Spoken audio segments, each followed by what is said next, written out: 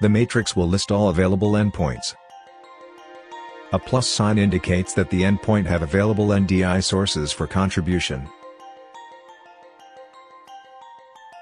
Click on the plus sign to set up a connection between a TX and a RX endpoint.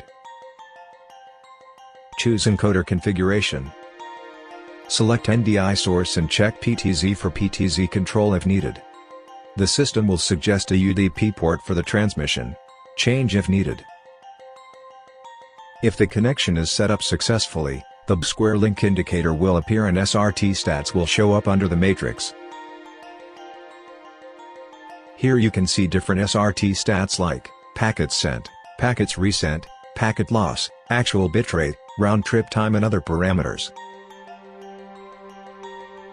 These parameters can also be shown as graphs.